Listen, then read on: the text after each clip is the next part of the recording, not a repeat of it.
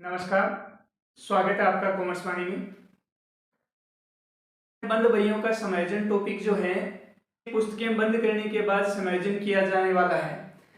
इसमें होता क्या है कि फर्म पुरानी किसी तिथि से साझेदारों के संबंध में कुछ नियम बदलना चाहती है। जैसे साझेदारों को पूंजी पर ब्याज कम दिया गया और देना है, साझेदार को वेतन कमीशन बोनस नहीं दिया गया या ज्यादा देना था।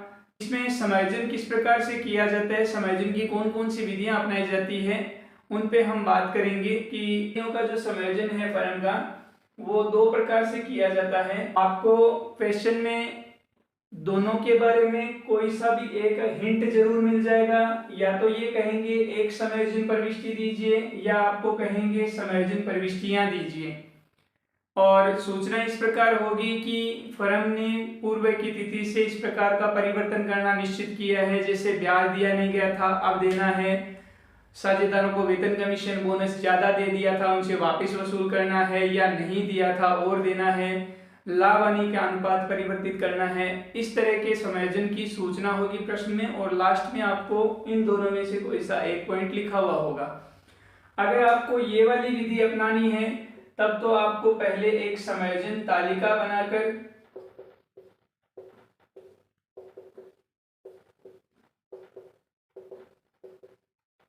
अंतिम समायोजन करते हुए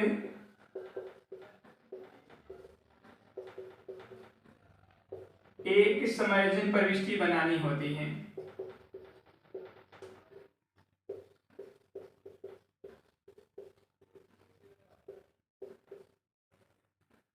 ये तालिका बनाते समय कुछ बिंदुओं पे ध्यान देना होता है। एक समायोजन तालिका बनेगी, उस समायोजन तालिका में पार्टनर्स के लिए डेबिट क्रेडिट कॉलम होंगे, फर्म के लिए डेबिट क्रेडिट कॉलम होंगे। उन कॉलम्स में इन सूचनाओं में से कोई सी आपके क्वेश्चन में दी गई सूचना होगी, उसके अनुसार राशि लिखी जाएगी। साझेदार के इफेक्ट होगा, उसका उल्टा इफेक्ट होगा फर्म का, तो दोनों जगह लिखा जाएगा, साझेदार में भी और फर्म में भी। अंत में हम टोटल लगाकर अंतिम समायोजन करते हुए एक प्रविष्टि बना देंगे।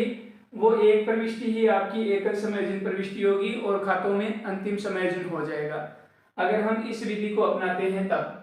और समायोजन प्रविष्टियों द्वारा विधि अपनानी हो तब आपको ध्यान रखना है, अगर आप इसको इससे मैच करेंगे तो रूल ये वाले ही यहाँ फॉलो हो रहे हैं। फर्क इतना ही है, यहाँ तालिका में दिखाना है और यहाँ P&L एडजस्टमेंट अकाउंट के माध्यम से दिखाना है। अब आप इन दोनों विधियों को रटने बैठ जाते हैं तो रटने वाला काम मत कीजिए, बल्कि क्वेश्चन की दी गई डिमांड को समझिए और उसके अकॉर्डिंग अपने जो रूल लगते हैं उनको लगाइए। पूंजी पर ब्याज, वेतन कमीशन, बोनस, चारों बिंदु के लिए एक ही प्रविष्टि हो रही है। क्यों हो रही है? क्योंकि पूंजी पर ब्याज, वेतन कमीशन, बोनस साझेदारों का इनकम होता है, तो इनकम के अकॉर्डिंग पार्टनर्स हमेशा सीआर होंगे, क्योंकि पार्टनर्स की पूंजी पर ब्याज, वेतन कमीशन, बोनस सीआर किया जाता है, फर्म को डीआर किया जाता है। तो ये P&L एडजस्टमेंट अकाउंट फर्म का है। तो ज्यादातर की हालत यही होती है, रट के बैठ जाते हैं, फिर कहते हैं सर नया सवाल आ गया, दोबारा करवा दीजिए। आप चाहे कोई सा भी क्वेश्चन कर लीजिए, पैटर्न एक जैसा ही होगा, उसकी आपको बेसिक कंसेप्ट समझनी है, और बेसिक कंसेप्ट ये वाली है।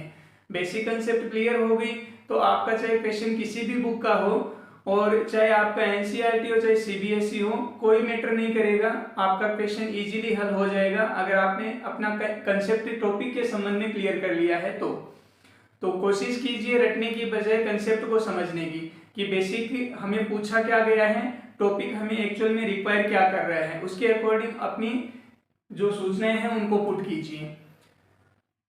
इससे रिलेटेड आपका न्यूमेरिकल अगर क्वेश्चन बनेगा तो उसको हम अलग से वीडियो में देखेंगे। आज के इस वीडियो में हम इतना ही शामिल करेंगे। कॉमर्स वाणी में जुड़े रहने के लिए आपका बहुत बहुत धन्यवाद।